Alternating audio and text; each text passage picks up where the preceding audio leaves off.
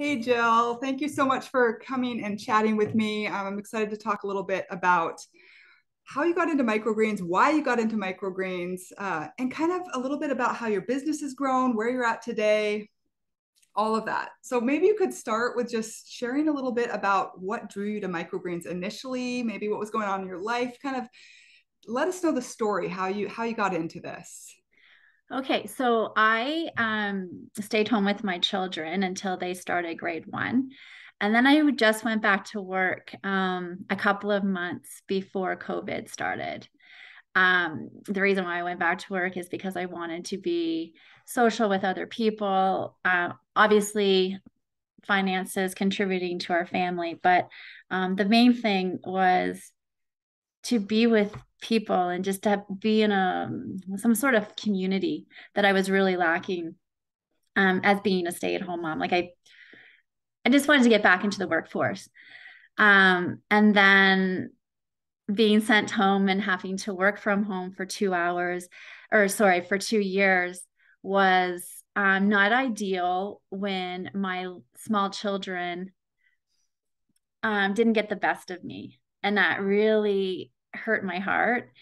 And I knew that what I was doing wasn't what I should be doing for the best of my family. I've always been interested in health and wellness, nutrition, personal development, and just striving to be the best person I can be.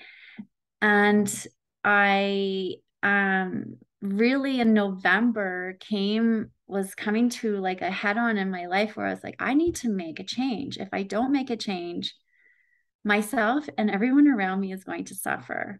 Mhm. So then I started seeing a life coach, and she was my savior. She was every, it's the heart, body, soul, mind, everything is all connected. And um, if you're not feeling that alignment with what you're doing every day, then it does boil over into other parts of your life.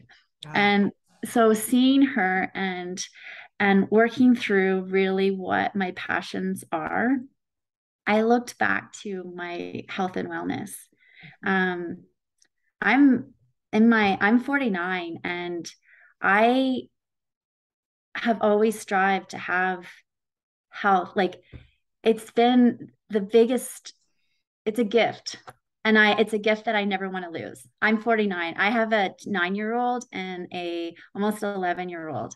And I can still keep up with them rollerblading, biking, the whole like snowboarding, everything. I'm right there with them. And I'm really proud of myself for that. And I wanted to share that. So sitting at a desk really did not contribute to my big life plan. So how I got growing microgreens. It's funny that once you start, when you learn about something, it just pops up wherever you look. It's like magic. Like all these signs are looking at you, telling you like, okay, look at me, look at me. And by seeing this life coach, I slowed down my thinking, my life, everything, and I was able to see those signs.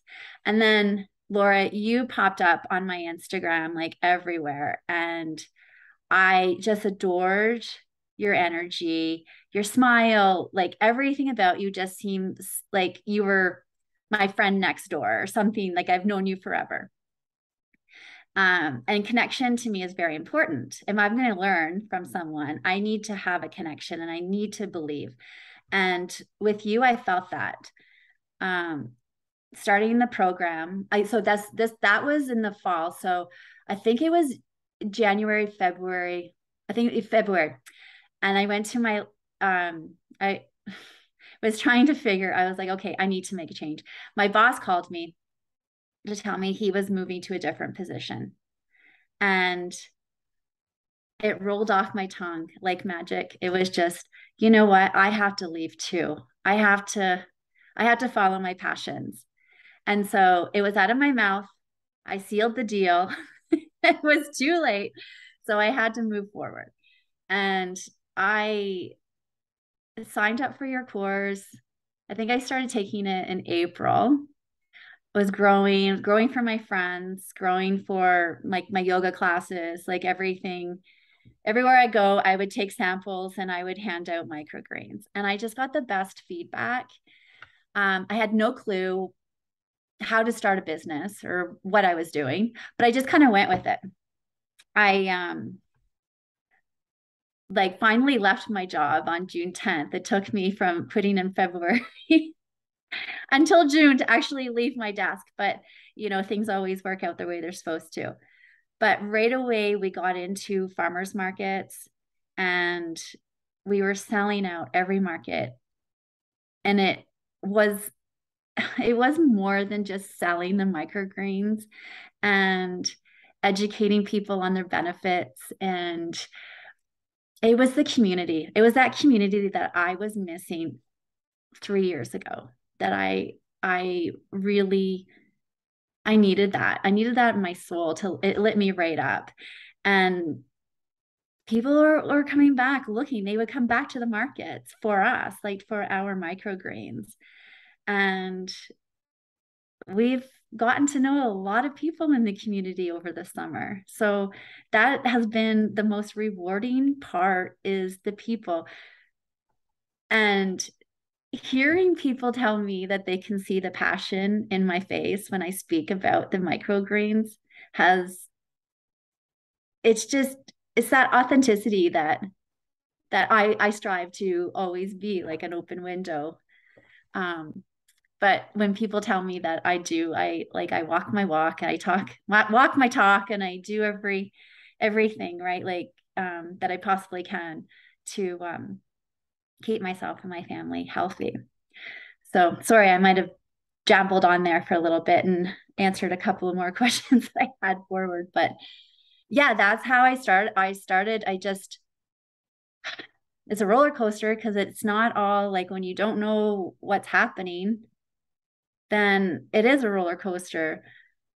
So what it's teaching me, though, is to slow down, trust myself. Not everything has to be perfect out of the gate. You just expose yourself, put yourself out there, get out of your comfort zone. And then that's where all the growing starts. Yeah, I That's love where it. my growth started. And it's just more than microgreens. It's more.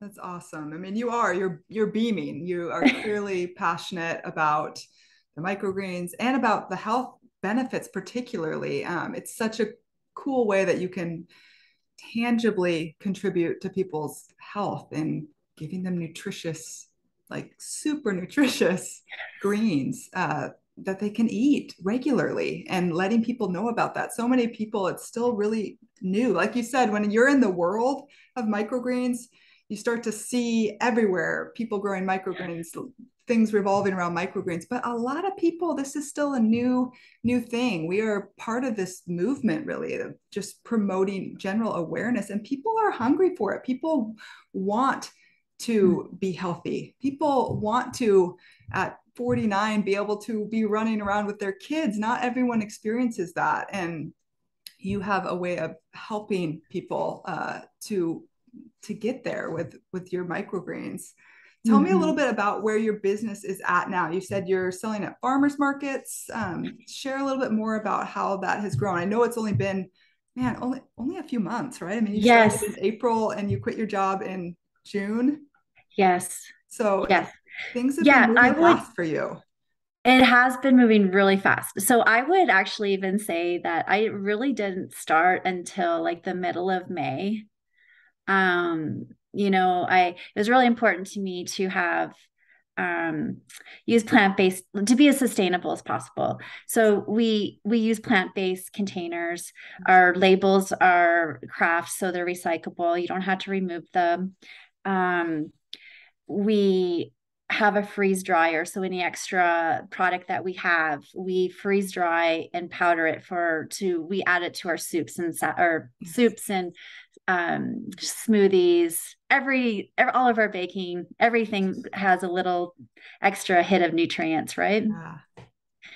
um so sorry. The farmers markets. So we started, I believe the first one was It was the second Friday in June, and we've been there every Friday. We've missed two or three. Um, and it's so funny because when we're not there on a Friday, the next Friday, we have customers who come back and say, I came looking for you So and you weren't cool. here. And I'm like, oh my gosh, I have a website. Why don't you just like contact me directly? So anyway, it's just a process, right? Like it's just Yeah. an education process. So getting back on topic. So with the sustainability, the packaging, and then there's a local ranch that takes our mats, our root mats, Cool. and then exchange for eggs. Like it just lights me right up every time we take a drive out to the country. It just yeah, I just manifest and hope that one day I can be there. But the farmers markets are doing really well, and unfortunately, in Canada, our summers are short. So we only have two more markets left before the season's over. Um, I hope to. I spent a lot of time with my kids this summer. So I didn't hit the pavement going out and trying to get my greens into small stores. My whole motto is harvest like straight, like farm to table. So I Mhm. don't want to be in big grocery stores. Mhm. We've been asked, how come you're not in the grocery stores? And it's an easy response because I want the product in your fridge Yeah. longer than it sits on the shelf. Like Yeah. I've seen greens sit there for 6 or 7 days, and then I I wouldn't want to buy Mhm. something that sat there that long. So that's kind of um the direction where I'm going is that Yeah. yeah, if I have control over the product, then um that makes me happy to know that the customer's always getting the quality, Yeah. always quality. So because I live in a smaller town just outside of Calgary, I'm fortunate that I can just run down because I do have a store that's reached out. I have a meeting with them later this week, but I'm able to go and restock. If something doesn't sell, I can bring it home and freeze dry it. So Awesome. there's absolutely no wastage again. So Yeah. cool. Yeah, I love how you are really have been really intentional about what you want your business to stand for and be about as far as the sustainability and really thinking of your larger impact. And really cool that you are sticking to that. I think that is something as new business owners sometimes we can overlook, and it's something I try to emphasize in our program too early on is really figuring out why you're doing this in the first place. And then as decisions need to be made, as opportunities present themselves, you have to kind of go back to that. Does this align with why I'm doing this? And you're doing such an amazing job of that. It's really inspiring. Um, I know some people who might be listening to our conversation here, they may be kind of back where you were before you started any of this. Maybe you've started to see microgreens on social media or YouTube or whatever you're interested, but they're kind of trying to figure out should they move forward with this. Like you, there's a lot of people who want the flexibility of a job that they can kind of call the shots on and something that resonates with them, something that has an impact that they feel good about doing. Microgreens can be that. So then the question comes, do I need to invest in one of these programs? There's online courses out there. Can I just learn? There's a lot of other free information. Where should I go from here? If someone were to come to you and ask for advice on getting started, can you tell me what you would tell them? Well, funny enough, I have had people ask Have me you? how to get started. Yeah.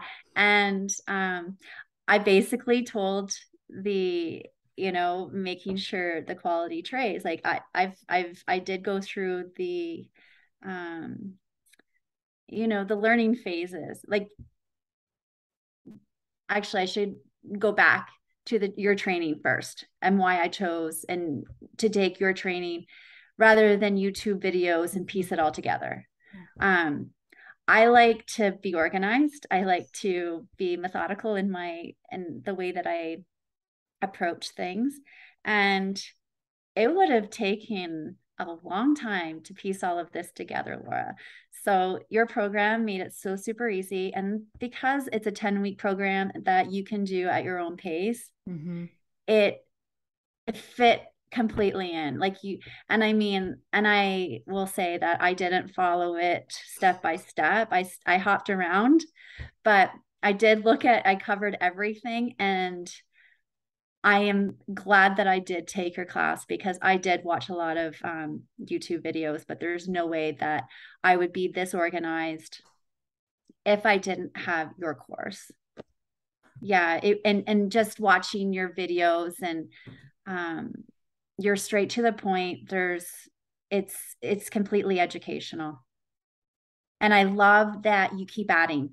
I love that you have guests and have all of these different field experts that come in and just give a different perspective. Like it's knowledge, and knowledge is Yeah. power, right? Yeah. So, and it's that community again.